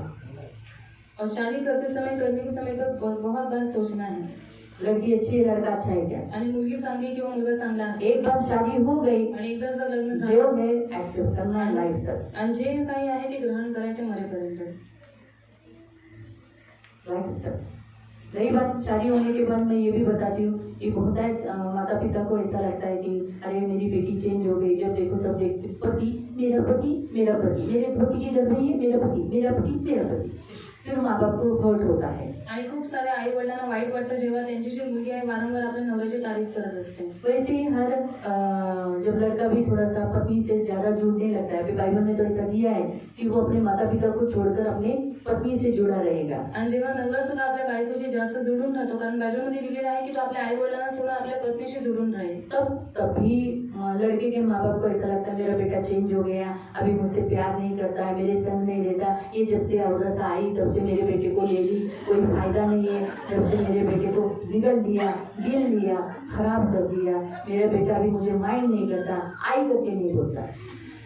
आणि माझा मुलगा जो आहे तो अभी अवदसा ही बोलते हैं ना, अभी सब मोस्टली तो सास लोग तो अपनी बहुओं को अवदसा ही बोलते हैं, मैंने तो यही सुना है अवदसा। आणि खूप साऱ्या सासू आपल्या जी सून आहे तिला पनवतीच म्हणतात, लेकिन ऐसा नहीं करना है। पण असं नाही बोलायचं। परमेश्वर ने जो शादी होने के बाद थोड़ा बहुत तो लड़कियों में और लड़के में जो पति पत्नी हुए उनमें चेंजेस हो जाते हैं, उनके स्वभाव में भी चेंज हो जाता है। आणि लग्न झाल्याच्या नंतर त्या दोघांमध्ये त्यांचा स्वभाव चेंज होऊन जातो। याद रखो, शादी अगर आप अपने बच्चों की करने वाले हो, आणि लक्षात ठेवा तुम्ही तुमच्या मुलांचं लग्न अपनी करणार आहात, मेंटैलिटी पहले तैयार करो कि आपके बच्चे आपके जिससे आप शादी करते हो उससे ज्यादा जुड़ेंगे। आणि स्वतःची मानसिकता तुम्ही तयार ठेवा, ज्या लोकांबरोबर तुम्ही लग्न लावून घेणार आहात त्यांच्याशी ते जास्त जोडलेले राहतील, हाँ, उनसे ज्यादा जुड़े रहेंगे। जास्त फिर त्यांच्याबरोबर आप ऐसा नहीं बोल सकते भाई माझा पोरगा तिच्याकडेच आहे, माझी पोरगी त्याच्याकडेच आहे, तो वो शादी किया है तो उन्हीं के साथ रहेंगे। तो आप ऐसा नहीं बोल सकते कि मेरा लड़का उसी के पास है, मेरी लड़की उसी के पास है, लग्न केलं तर त्यांना सोबत राहावंच लागेल, हाँ, ये याद रखो। हे लक्षात ठेवा। तो इसीलिए प्रियो अक्सर शादी होने के बाद थोड़ा सा चेंज है, लेकिन आदमी अगर थोड़ा सा बुद्धि लगाएगा ना, अपनी माँ को भी कंट्रोल करने का, बीवी को भी कंट्रोल करने का, आणि जर तो इनमें तू मैं नहीं होगा, माँ को लगेगा नहीं मेरा बेटा चेंज हो गया। आणि पुरुषांमध्ये जर थोडीशी त्यांनी बुद्धी वापरली तर त्यांनी काय करायचं, आपल्या आईला आणि आपल्या पतींना समान सगळं काही मैं काउंसलिंग में हमेशा हर लड़के को यही होता है, तुम्हारी माँ को भी कंट्रोल करना, बीवी को भी कंट्रोल करना। ऐसा नहीं लगना चाहिए बीवी को कि देखो शादी हो गई तो भी ये माँ माँ कर रहा है, बीवी को, माँ को ऐसा नहीं लगना चाहिए कि अरे देखो जब देखो तो बीवी बीवी बीवी कर रहा है। दोनों को हैंडल कर, घर में आते आई आवाज द्यायचा, बायकोला पण आवाज द्यायचा, दोनों को आवाज देना। दोनों का झगड़ा हो गया, दोनों को गलती बताने का, आणि दोघांची जिसकी गलती है उसी को बताने का, आणि ज्यांची चुकी आहे त्यांनाच सांगायचं, साथ किसी का नहीं देने का। आणि कोणाची साथ नाही द्यायची। बीवी की गलती है बोलकर अभी बीवी मुझे छोड़ के जाएगी, तू गलती की है, गलती बताने का, तू गलती किया है, तू ऐसा नहीं करना, ये बोलना। आणि बायकोने जर चूक केलेली आहे तर तिला सरळ सांगायचं आहे की हे चुकीचं आहे आणि ते चुकीचं केलेलं आहे। ये लेकिन अक्सर शादी होने के बाद भी होता है था, अभी मैं भी बोलती हूँ, हम सब भी बोलते हैं, लेकिन शादी होने के बाद अगर हमारी मेंटालिटी हमने कंट्रोल नहीं की तो मानसिकता खराब हो जाती है। जैसे बहुत सारे शादी होने के बाद सास लोग अपनी बहुओं को छलने लगती है, बहुत सी बहू शादी होने के बाद अपनी सास को छलने लगती है, ये बहुत सारे घरों में मैटर हो जाता है, ऐसा नहीं होना चाहिए। आणि लग्न झाल्यानंतर सासू आपल्या सुनेला छळते आणि सून आपल्या सासूला छळते, हे सगळे मॅटर नाही झाले पाहिजे। जबकि शादी ये परमेश्वर की ओर से गिफ्ट है, आणि लग्न हे देवाकडून गिफ्ट आहे, योजना है, योजना, इसको हम स्वीकार करना है, आणि याचा आपण स्वीकार करायचा, आदर देना है, आदर द्यायचा, इसको रिस्पेक्ट देना है। त्याला आदर द्यायचा। बाइबल हमें बताती है बायबल आपल्याला कि सांगतो परमेश्वर कहता है कि जब परमेश्वर ने शादी लगाया, शादी को परमेश्वर ने कहा ही चांगली गोष्ट आहे। और जो परमेश्वर ने शादी करवाई तो परमेश्वर ने कहा ये एक अच्छी बात है। ये परमेश्वर ने से कहा कि जो विवाह करता है वो अच्छी बात करता है। आणि जो कोणी लग्न करतो तो चांगलं काम करतो। दूसरा कि परमेश्वर ने एफसीओ की पत्री 5 के 32 में ऐसा लिखा है कि जो शादी है वो एक रहस्य है, एक गूढ़ बात है। आणि युसीकरांचं पत्र 5:32 मध्ये तुम्ही वाचू शकता की जे लग्न आहे ते एक रहस्य आहे, ते हाँ, गूढ गोष्ट आहे। गूढ़ बात है, जिसके कारण देखो ना, शादी के कारण वो आखिरी सांस तक एक दूसरे से जुड़े हुए रहते आणि हैं। त्या गहन गोष्टी आहेत, म्हणून बघा लग्न झाल्याच्या नंतर शेवटच्या श्वासापर्यंत ती लोक एकमेकांशी वो एक दूसरे के बिना जी नहीं ती सकते, लोक एकमेकांशिवाय जगू शकत नाही, नहीं जी सकते। नाही जगू शकत। अगर अभी कांता को बोलूंगी अनिता से दूर रह सकेगा? अनिता को बोलूंगी अनिता लांब रहा, माहेरी जा, जाशील? नाही जाऊ शकणार। नहीं रह सकते। आणि नाही राहू शकत। ये रहस्य परमेश्वर ने बनाया कि विवाह एक ऐसा योजना है जिसके कारण आज वो एक ज्वाइंट हो गए हैं। अलग ही नहीं होना है, ज्वाइंट रहना है। और कांता का अकेलापन दूर हो गया है अनिता आने से। आज कितना भी टेंशन हो गया, घर में आने के बाद वो किसको शेयर करेगा? आणि आज किती टेन्शन आलं तरी घरी आल्याच्या नंतर ते कोणाला सांगतात? काम अनिता को बताएगा। अनिता ताईंना सांगतात। वो जितना अपने फ्रेंड्स को बताएगा उससे बेटर उसको अच्छा फील किधर होगा जब वो अपनी वाइफ से शेयर करता है। आणि तो आपल्या मित्रांना सांगण्यापेक्षा जास्त ते जेव्हा आपल्या बायकोला सांगतात तेव्हा त्यांना जरा बरं वाटतं। अपने मित्रों से कितनी भी बातें शेयर करो, आणि आपल्या मित्रांबरोबर किती तुम्ही गोष्टी लेकिन शेअर जो करा, अच्छा लगना, म्हणजे चांगलं वाटणं, मुक्त होना, मुक्त वो होणं अपनी वाइफ के साथ ही होता है। ते आपल्या पत्नी बरोबरच होतं। और ये दान है ना, सबको नहीं है। आणि हे दान सर्वांजवळ नाही। बाइबल में यीशु कहता है कि नपुंसक लोगों को शादी नहीं है। आणि बायबलमध्ये येशू म्हणतो नपुंसकींची लोक आहेत त्यांना कुछ लोगों ने शादी न करने का निर्णय लिया है। काही लोकांनी लग्न न करण्याचा निर्णय घेतलेला तो आहे। ये वरदान सभी को नहीं है, आणि हे जे वरदान आहे ते सर्वांना नाही आपको मिला है शादी का वरदान। लग्नाचं वरदान। तो कितना अच्छा है। तो आप शादी संभाल के रखना चाहिए, उसको आदर देना चाहिए, उसको रिस्पेक्ट देना चाहिए। शी कशाला लग्न केलं आणि ही बाई एवढासा माझ्या गळ्यात पडली, कशाला लग्न केलं, हा माणूस माझ्या गळ्यात पडला, तेव्हापासून माझं आयुष्य खराब झालं। ऐसा हम नहीं करें, क्योंकि हम उस समय जो क्या होते हैं, हम परमेश्वर को ब्लेम करते हैं। आणि त्यावेळेस काय होतं, आपण देवावरती दोष लावतो। गलती देखो अभी होता है, चुनाव जो हमारा गलत रहता है तो उसको परमेश्वर को हम ब्लेम नहीं कर सकते। आणि निवड कधी कधी आपली चुकीची असते, मग त्याच्यावरती आपण देवाला दोष नाही लावू तो शकतो। जो अभी हमसे हो चुका है आगे सहना है। आणि जे काही आपल्याकडनं झालेलं आहे ते पुढे लेकिन सहन हम करायचं। ऐसा न कहें कि क्यों मैंने शादी की। पण असं म्हणू नये की मी का लग्न केलं।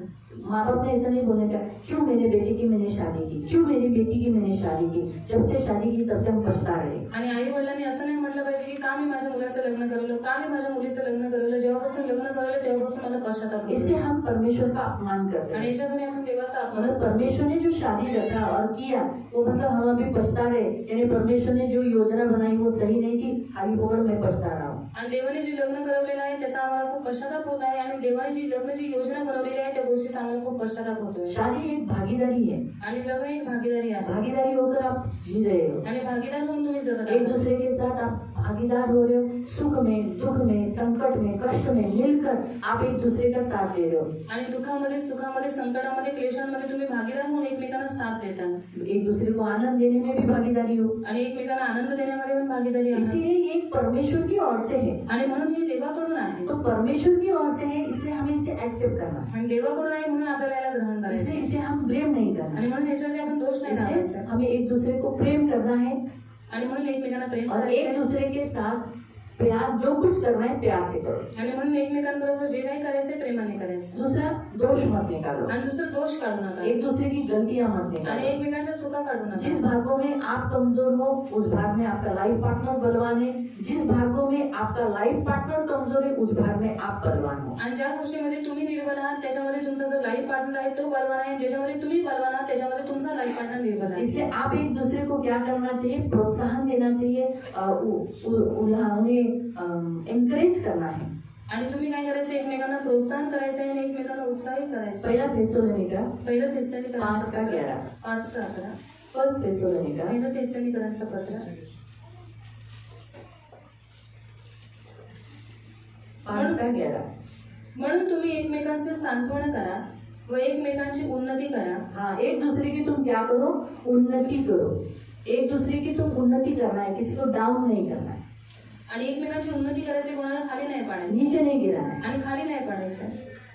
निर्बल है बोलकर उसे किसी काम का नहीं, अरे क्या है ये, कैसी पत्नी मुझे मिली, अरे कैसा पति मुझे मिला बोलकर उसे नीचे नहीं करना है। आणि कसा नवरा मला भेटलाय, कशी बायको मला भेटली असं करून त्यांना तुच्छ नाही अरे लेखायचं। देखो प्रेम भाई को कितनी अच्छी पत्नी मिली, आणि बघा प्रेम भावना किती चांगली बायको कपिल भाई को कितनी अच्छी पत्नी मिली, कपिल भाऊ मेरे किती चांगली जीवन में बायको ऐसी आहे। क्यों आ गई। माझ्या जीवनात अशी का आली। किसी और से भी तुलना मत करो, आणि कोणा दुसऱ्याशी पण तुलना करू नका।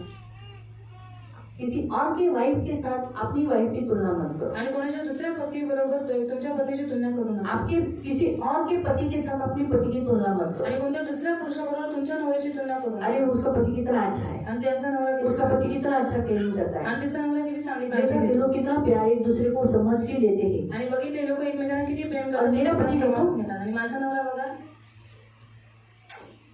क्या पति मिला मिला है मुझे, आणि काय नवरा भेटलाय मला, ऐसा भी हम न करें। आणि असं पण आपण करू नये। आपका पति जिस भागों में निर्बल है उसमें आप बलवान हो, तो आपको क्या करना है, उसे उत्साहित करना है, उसे क्या कहते हैं, उन्नति ना, उन्नति करना है, उसको बढ़ाना है, उसको और नीचे नहीं करना है, डाउन नहीं करना है। आणि तुमचा नवरा ज्या गोष्टीमध्ये निर्बल आहे त्याच्यामध्ये तुम्ही बलवान आहात, म्हणून तुम्ही त्यांना काय करायचं आहे, उत्साहित करायचं आहे, त्यांना सांत्वना द्यायचं आहे, त्यांना उन्नती त्यांची करायची। ये प्रभु की इच्छा है आणि हीच देवाची इच्छा आहे, परमेश्वर ये बात हमसे चाहता है, आणि हीच गोष्ट देवाला इसीलिए आपल्याला प्रभु ने हमें जोड़ा है। आणि म्हणून देवाने आपल्याला जोडले। और जब आप पति पत्नी एक मिलकर रहते हो, आणि जेव्हा तुम्ही पती पत्नी एक मिळून राहता, तब आप शैतान के विरोध खड़े रहते हो। आणि तेव्हा तुम्ही शैतानाच्या विरोधात उभे राहता। जब आप झगड़ते हो, जेव्हा तुम्ही भांडणं करता, आप अलग होते हो, तुम्ही वेगळे जब होता, आप अपनी पत्नी को मारते हो, जेव्हा तुम्ही तुमच्या पत्नीला या मारता, आप अपने पति को, क्योंकि कोई कोई स्त्रियां पति को भी मारती है, आणि काही काही स्त्रिया नवऱ्याला मारतात पति को मारती है, आणि नवऱ्याला मारतात, शैतान देखे बोलता अच्छा वेरी गुड, ये मेरे हाथ के नीचे। आणि शैतान बघून म्हणतो चांगली गोष्ट आहे, हा माझ्या हाताच्या खाली आहे। यही तो मेरी योजना है कि कुटुंब टूट जाए, आणि हीच तर माझी योजना आहे की कुटुंब तुटावं, और परमेश्वर की योजना है पति पत्नी जुड़ के रहे। आणि देवाची योजना आहे नवरा बायकोने जुळून राहावं। इसलिए प्रियो, आज वचन के अनुसार परमेश्वर हमसे कहता है, हम पति पत्नी अपने लाइफ पार्टनर को रिस्पेक्ट दें, जो विवाह आपका हुआ है उसको आदर दे। आपकी जब जब वेडिंग एनिवर्सरी रहेगी तो परमेश्वर को धन्यवाद दे। आणि तुम्ही एकमेकांवरती प्रेम करायचं आहे, लग्न ही जी गोष्ट आहे त्याला आदर द्यायचा आहे, आणि जेव्हा तुमची वेडिंग एनिव्हर्सरी असते तेव्हा तुम्ही देवाला धन्यवाद द्यायचा, परमेश्वर को धन्यवाद देना चाहिए। देवाला धन्यवाद दिला प्रभु पाहिजे। अच्छा हुआ तूने मुझे मेरी शादी कराई, आणि देवा चांगलं झालं की तू माझं लग्न करवलंस, हाँ, मेरी शादी कराई। माझं लग्न करवलंस। जैसे अगर आज हमारी भी वेडिंग एनिवर्सरी है, आणि आज आमची दीदींची वेडिंग एनिव्हर्सरी आहे, मैं प्रभु को धन्यवाद देती हूँ, आणि मी देवाला क्योंकि धन्यवाद, उनके कारण मैं आज यीशु के पास आई। आणि त्यांच्यामुळे अंकलमुळे दीदी आज येशूमध्ये अगर आल्या। वो उनसे शादी नहीं होती तो मैं यीशु के पास कभी नहीं आती। आणि जर त्यांच्यावर लग्न झालं नसतं ते येशूमध्ये कधी आले कट्टर नसते, थी कट्टर होत्या और बिल्कुल यीशु के पास नहीं आती। आणि बिलकुल येशूजवळ आली लेकिन नसते, उनसे विवाह हुआ, पण त्यांच्याशी विवाह झाला, प्रभु ने मुझे चेंज किया। देवाने मला चेंज ये केले, तो मुश्किल था मेरी जैसी चेंज होना, आणि मुश्किल होतं माझ्यासारखी और बदल, आखिर तक मैं कट्टर हिंदू धर्म में रही। आणि शेवटपर्यंत कट्टर हिंदूमध्ये असले असते, दरवाजे पे भी मैं किसी को खड़ा नहीं करती। आणि दरवाजावरती पण मी कोणाला उभं करत नव्हते। प्रभु की स्तुति हो कि प्रभु ने मुझे बदला आणि देवाची स्तुती असतो, देवाने और मेरा मला उद्धार कराया। आणि माझं तारण इसलिए मैंने केलं। आपको कहा कि शादी एक उद्धार का जरिया भी होता आणि है। म्हणून तारण जे लग्न आहे ते तारणाचं आप काम एक आहे। दूसरे को उद्धार देते हो, तुम्ही एकमेकांना तारण एक देता, दूसरे को मदद करते हो, एकमेकांना मदत उस करता, गलतियों से बाहर निकालने के लिए, त्या चुकांमधून बाहेर काढण्यासाठी, स्वभाव बदलने के लिए, स्वभाव एक बदलण्यासाठी, दूसरे को बनाने के लिए। एकमेकांना बनवण्यासाठी। जैसे मेरे से इनकी शादी होने के कारण, आणि माझ्यावर यांचं लग्न झाल्यामुळे हाँ, उनको कोई फायदा नहीं हुआ है। त्यांना काही फायदा नाही झाला, हाँ सच है, उनको कोई फायदा नहीं हुआ, आणि त्यांना काही फायदा नाही लेकिन झाला, उनका भी उद्धार हो गया। पण त्यांचं पण तारण झालं। उनका भी क्या हो गया? त्यांचं पण काय झालं? उनका भी उद्धार हुआ। त्यांचंही तारण झालं। हम शादी में फायदा नफा तोटा ये नहीं देखना है। आणि विवाहामध्ये फायदा नफा तोटा हे सगळं नाही आज बघायचं। हमारा मसीह में जो विवाह है, हमें ये देखना है क्या हम उद्धार हो रहा है। आणि ख्रिस्तामध्ये विवाह झालेला आहे तर आपण हा विचार करायचा आहे की तारण झालं आहे का। आज उनके द्वारा मेरा उद्धार हुआ, आज त्यांच्याद्वारे माझं तारण मेरे झालं, द्वारा भी उनका उद्धार हुआ, माझ्याद्वारे त्यांचं तारण वो भी झालं। आज यीशु के पास है ते पण आज येशूजवळ आहेत, ना, यीशु में है। येशूत आहेत, नहीं तो वो भी कैथलिक ही रहते, आता ते पण कॅथलिकच असले असते, वो भी मूर्ति पूजा करते रहते, आणि ते पण मूर्तीपूजा करत असले असते, है ना। लेकिन मुझसे शादी हुई इसलिए मूर्ति पूजा छूट गई ना।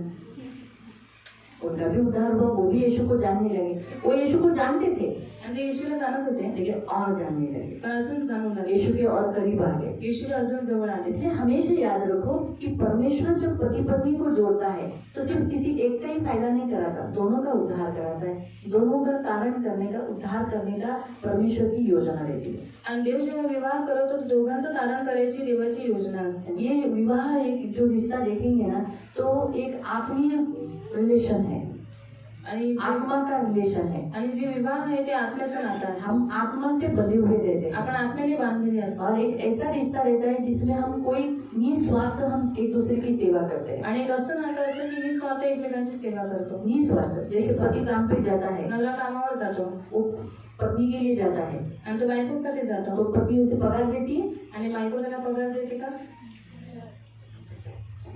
हाँ? पत्नी घर का काम करती है, आणि बायको घरातली कामं उसका करते, कपड़ा धोती है, बर्तन घसती है, उसको केयरिंग करती है, उसके बच्चों को पैदा करती है। आणि कपडे धुते, भांडी घासते आणि त्याच्या मुलांना जन्माला घालते. तो पति पगार देता है, ये मेरा महीने का पगार. आणि नवरा पगार देतो का, हे घे तुझ्या महिन्याचा पगार. ये निस्वार्थ सेवा है. आणि ही निस्वार्थ ये सेवा. प्रभु चाहता है कि हम एक दूसरे की सेवा करें. विवाह का परमेश्वर का बनाने का उद्देश्य है कि हम एक दूसरे की सेवा करें. आणि विवाह बनवण्याचा देवाचा मुख्य उद्देश की आपण एकमेकांची निस्वार्थ सेवा करावी. पैसा लेके जो काम करते हैं, अभी हम सब जो पसीना बहाते हैं, काम पे जाते हैं, हम उसकी मजूरी देते हैं. आणि आपण कामावर जातो, घाम गाळतो, हे त्याची आपण मजुरी घेतो. हमें वो लोग पैसा देते हैं, आणि ते लोक आपल्याला पैसे वो देतात. हमारा पसीना खरीदी करते हैं ते आपला घाम खरेदी करतात और उसके बदले में वो हमें धन देते हैं. आणि त्याच्या बदल्यात ते आपल्याला धन देतात. सच है, फिर हो गया. कोई किसके ऊपर एहसान नहीं कर रहा. आणि कोणी कोणावरती उपकार नाही करत. लेकिन विवाह ऐसा नहीं है. पण विवाह तसा नाही. पति पत्नी एक दूसरे की सेवा करते हैं, आणि नवरा बायको एकमेकांची सेवा एक दूसरे करतात. के लिए जो करार किया है वो जीते हैं. आणि एकमेकांसाठी जो एकमेकांबरोबर जो करार केलेला आहे और त्याच्यासाठी उसमें वो जगतात. कोई भी पैसे का रिश्ता नहीं रखते. आणि त्याच्यामध्ये कोणत्याच पैशाचं नातं ते लोक ठेवत नाही. एक दूसरे मिलकर पति पत्नी अपना घर चलाते हैं. आणि नवरा बायको मिळून आपलं घर चालवतात. इसलिए प्रियो, ये पति पत्नी ये जो रिश्ता है ये परमेश्वर ने बनाया है. आणि नवरा बायको हे जे नातं आहे ते देवाने बनवलेलं इसलिए आहे. एक दूसरे से बने रहो, पण एकमेकांशी बनून राहा, प्रेम करते रहो, प्रेम करत राहा, अलग न होना. वेगळं होऊ नका. अलग होना ये शैतान की योजना है. आणि वेगळं होणं ही शैतानाची योजना आहे. वैसे ही होता है. खास करके जितने आप सास बनने वाली हो, आणि जेवढं तुम्ही सासू बनणार आहात अपनी मेंटालिटी पहले ही तैयार करो शादी करने से पहले. आणि लग्न आपल्या आपके मुलाचं करायच्या पेटो की अगोदर शादी. मानसिकता तयार ठेवा. बेटी की शादी करते तो आपको कुछ तकलीफ नहीं होता है, बरं झालं एकदाची गेली, आपको ऐसा लगता है.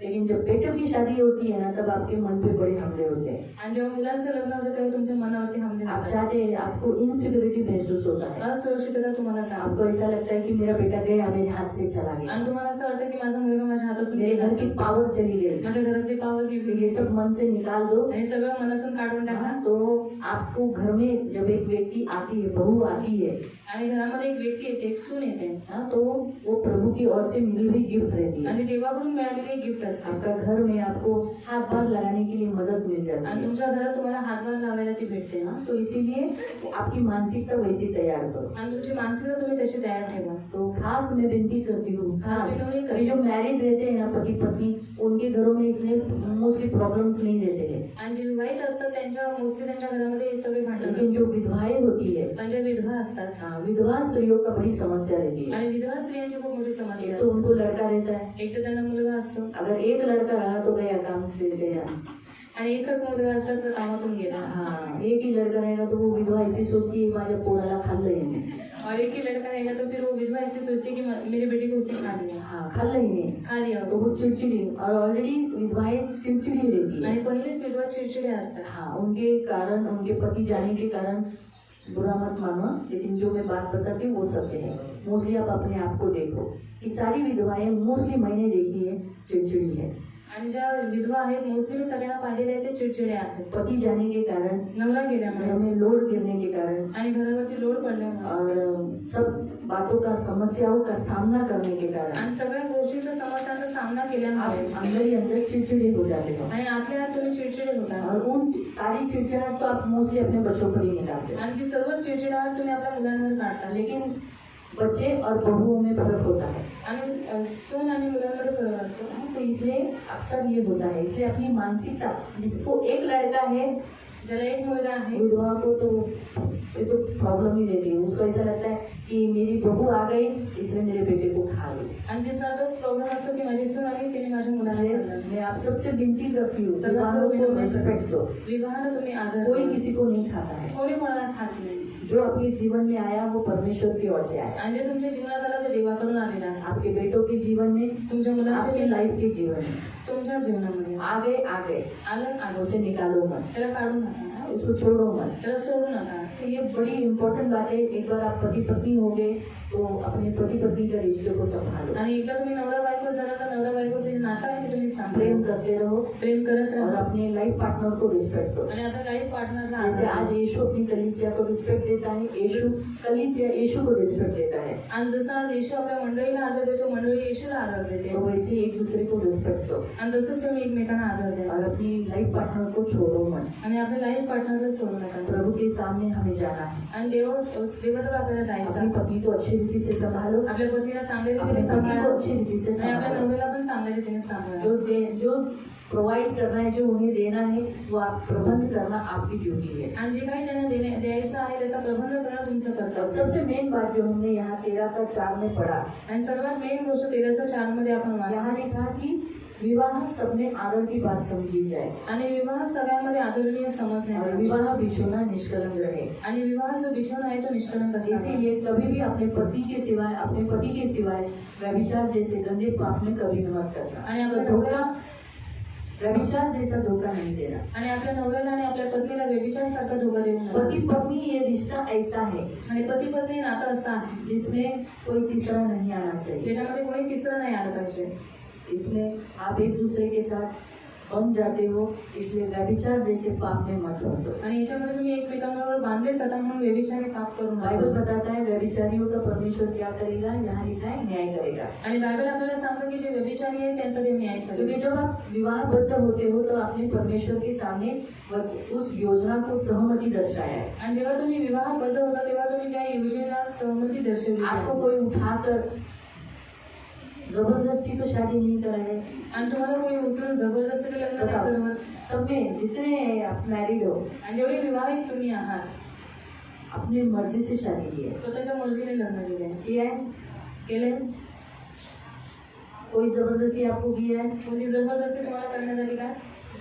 सब खुशी होके आनंद से किए। आणि सर्वांनी आनंदाने लग्न केले. परमेश्वर की योजना को आपने सहमति दिया है। आणि देवाच्या योजनेला तुम्ही सहमती सिर्फ दर्शवली. व्यभिचार कर मग व्यभिचार करून हम परमेश्वर के दुखाते हैं, परमेश्वर की इस योजना को हम खराब करते हैं, आणि आपण देवाला दुखवतो आणि देवाची जी योजना आहे तिला आपण खराब तो करतो, विश्वासघात करते हैं। विश्वासघात करतो. इसलिए परमेश्वर का न्याय आता है। म्हणून देवाचा न्याय घेतो. इसलिए कृपा करके जो मैरिड लाइफ आप जी रहे हो उसमें व्यभिचार से बचे रहो। आणि कृपा करून जे वैवाहिक जीवन तुम्ही जगत आहात त्याच्यामध्ये तुम्ही व्यभिचारापासून दूर राहा. आपकी जब तक सांस है, जोपर्यंत तुमचा श्वास आहे आप अपनी पत्नी के साथ, आप अपने पति के साथ फेथफुल रहो आणि तुम्ही तुमच्या पत्नी बरोबर तुम्ही तुमच्या नवऱ्याबरोबर विश्वसनीय राहा और जुड़े रहो। आणि जुळून राहा. कोई तीसरा आपके लाइफ में नहीं आना। आणि कोणी तिसरं तुमच्या जीवनामध्ये येऊन ये देऊ. प्रभु की इच्छा है। आणि हीच देवाची इच्छा इसलिए आहे. विवाह आदर की बात समझिए। आणि म्हणून विवाह आदरणीय समजण्यात जब यावा. जब आपका वेडिंग एनिवर्सरी रहेगा, परमेश्वर को धन्यवाद आणि दो। जेव्हा तुमची वेडिंग अॅनिव्हर्सरी असेल देवाला धन्यवाद द्या. परमेश्वर को धन्यवाद दो कि आपका लाइफ पार्टनर प्रभु ने आपको दिया है। आणि देवाला धन्यवाद द्या की देवाने तुम्हाला तुमचा लाईफ पार्टनर दिला. उसके कारण आज आपके पास सुंदर सुंदर अच्छे बच्चे हैं, आणि त्यांच्यामुळे आज तुमच्याजवळ एक सुंदर सुंदर चांगली चांगली चांगली मुलं आहेत. चांगली बच्चे हैं ना, चांगली चांगली मुलं आहेत का? है ना? आपके बच्चे अच्छे नहीं आप लोग? तुमची मुलं चांगली आहेत का? हाँ? एक ही दिन बोलता है, कोई कोई लोग ऐसे, बाकी के कुछ अच्छे नहीं है क्या? अच्छे है ना, ऐसा बोलो। आपकी पत्नी से आपको बच्चे मिले हैं, आणि तुमच्या पत्नीकडे प्रॉपर्टी तुम्हाला हुई, मुलं आज पृथ्वी पर आपकी प्रॉपर्टी हुई है आणि आज पृथ्वीवरती तुमची संपत्ती भेटलेली और आहे. मेन आपका नाम पृथ्वी पर रहेगा हमेशा, आणि मेन तुमचं नाव पृथ्वीवर नेहमी राहील. नाम चलता रहेगा। तुमचं नाव चालत राहील. किसके कारण? कोणामुळे? आपकी वाइफ के कारण। तुमच्या पत्नीने. आपकी वाइफ ने बच्चे दिए, कारण तुमच्या पत्नीने मुलं दिली. वो बांझ तो नहीं है ती वांस तर नाही, कि बच्चे नहीं दिए। ती मुलं नाही दिली. तो जो प्रभु ने आपको दिया, आणि जे देवाने तुम्हाला इसलिए दिला आपको थैंक्स बोलना चाहिए, त्याच्यासाठी तुम्हाला धन्यवाद म्हटलं पाहिजे. इसलिए धन्यवाद देना चाहिए। आणि म्हणून धन्यवाद दिला पाहिजे. Hallelujah, hallelujah. किसी को कोई प्रश्न है क्या? पूछ सकते हो, विवाह के बारे में, फिर दूसरे बारे में नहीं। किसी को नहीं? इधर किसी को प्रश्न है क्या? विवाह के बारे में आप मसीह हो, मसीह की शादी करो, अविश्वासियों से शादी मत करो। शादी करने से पहले लड़का लड़की चेक करो, टाइम पकड़ो शादी के लिए, फटाफट हाँ बोलकर मत बातें ऐसे करने की परिस्थिति मत आने दो। चेक करो, शादी के समय पर अगर आपको पूछा जाता है ही मुलगी चर्च की चांगली है क्या, ये लड़की अच्छी है क्या चर्च की, ये लड़की अच्छी है क्या, ऐसा पूछा जाएगा तो आप क्या बोलो, लड़की बुरी है। हाँ, ये लड़का कैसा है, लड़का खराब है, ऐसा बोलो। जो आपको मालूम है वो आप बोलो, जो आपको मालूम है वो आप बोलो। अगर लड़की घूम रही है लड़के के साथ तो बोलो बाबा हाँ बाबा मैंने इसको एक लड़के के साथ रोमांस करते हुए देखा, ओपनली बोलो, डरो मत। जो कुछ आपको पूछा जाता है आप बोलो, लेकिन आपने देखा नहीं तो बोलो नहीं बाबा मेरे साथ तो वो बहुत अच्छी है, मैंने तो देखा बहुत अच्छी है इसलिए अच्छी है। जब कुछ बुरा नहीं देखा तो फिर आप बुरा मत बोलो, अच्छा देखा तो आप अच्छा बोलो। क्योंकि अक्सर शादी के समय पे पूछा जाता है ना। सोचो अगर आपको कोई लड़की जज की पसंद आई, सोचो गौरव के लिए शादी के लिए कोई लड़की पसंद आ गई, ऐसे पूछेगी क्या, सबको पूछेगी ना, ही कशी पोरगी ही बरी है ना, ही कशी है, तो वैसे पूछेगी। तो कहने का उद्देश्य हम सब लोग अपने कलीसिया के विषय पर, लड़कियों के विषय, लड़की के विषय में पूछते हैं तो हम बता रहे हैं। लेकिन मेरा एक ही कहने का उद्देश्य है, आप शादी को रिस्पेक्ट देना, शादी को नाम नहीं रखना, कोई भी शादी को नाम मत रखना। शादी अगर कैसी भी हुई होगी तो भी आप शादी को नाम नहीं रखना। दूसरा, पति पत्नी आप मेरी शादी हो गई, इससे मेरी क्यों हुई, इससे मेरी क्यों हुई मत कोसना, कभी मत कोसो। हो गई शादी, अभी जो हो गई उसको कोस के कुछ फायदा है। रही बात अगर आपकी माँ आपके अगेंस्ट है तो आपकी माँ को आप कंट्रोल में रखना।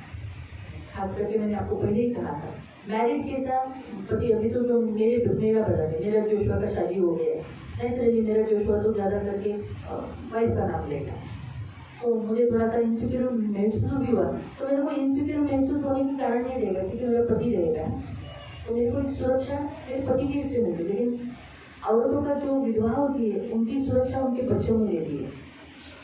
आपको फर्क मालूम पड़ा, लेकिन आप बोलोगे विधवाओं का मैंने ऐसा क्यों निकाला, क्योंकि अक्सर जितनी विधवाओं की शादी हुई बच्चों की, वो अपनी बहुओं को तकलीफ दे रही मैंने देखा मोस्टली, तो ये इसलिए मैंने बोला। अक्सर आपको क्या लगता है बहू की गलती नहीं रहती, बहुत सारी बहुओं की भी गलती रहती है, लेकिन बहुत सारे सासुओं की भी गलती रहती है। इसलिए शादी कराते समय अपनी लड़कियों को पति पत्नी देख के देना बाबा, जिस घर में ससुर है वो घर में दो बाबा, अपनी बेटी को जिस घर में ससुर है उधर ही दो। मैं फिर से बताती हूँ, जिस घर में ससुर है वो घर में दो। ससुर बहू को बहुत अच्छा संभालता है, बहुत केयरिंग करता है। ऐसा नहीं सास भी अच्छा केयरिंग करती है, लेकिन सास ससुर दोनों होने चाहिए। तो लड़का भी, हाँ सच्ची मैं बताती हूँ, शादी का विषय निकला है तो आप ढूंढते समय आप अपनी लड़की को अपने लड़के के लिए जब देखोगे तो देखो सास ससुर है क्या घर, हाँ है, ठीक है मेरी लड़की को मैं देती। ससुर बहू को बहुत अच्छा संभाल रहा है, ये मैं अनुभव से बताती हूँ। और मैंने भी अपने चर्च के भी जो अनुभव देखे हैं, वो अपने बहुओं को बहुत अच्छा संभालते, अपने बहुओं का साइड लेते, गलती होने के बावजूद भी अपने बहुओं का साइड लेते, बहुओं को मदद करते किचन में। बीवी को नहीं किया होगा लेकिन हाँ ये सच है, लेकिन अपनी बहुओं को बहुत प्यार करते, केयरिंग करते हैं। लेकिन जहाँ विधवाएं रहती है उनकी ना, फिर वो जैसे सपोर्ट करनी चाहिए अपनी बहू को, आए हुए व्यक्ति को, वैसे नहीं कर पाती है। उसको असुरक्षिता महसूस होती है, इनसिक्योरिटी महसूस होता है, क्योंकि उसको वही सारा, दो बच्चे हैं तो चला एक लड़का ऐसा झाला, दूसरा था है, अपना दूसरा बोला है ना, कहीं ना कहीं दूसरे दो लड़के हैं बाबा, हाँ एक लड़की की बहू ऐसी निकली, दूसरा तो, लेकिन जिसको एक ही लड़का है वो विधवाओं को थोड़ा सा इनसिक्योरिटी ज़्यादा महसूस होगी, असुरक्षिता ज़्यादा महसूस होगी। इसलिए विवाह करने के समय पर चेक कर ये करो। और शादी हो गई फिर कोसो मत, क्योंकि हम जब शादी करते हैं तो परमेश्वर की योजना पूरी करते हैं और फिर हम परमेश्वर पर ब्लेम नहीं कर सकते। हो गया जाऊंगे माझ्या नशिबात हाच नवरा होता, नशिबात हीच बायको होती, धन्यवाद प्रभू तू जे दिलं आता आयुष्य याच्यात काढायचं, जसं आहे काढायचं.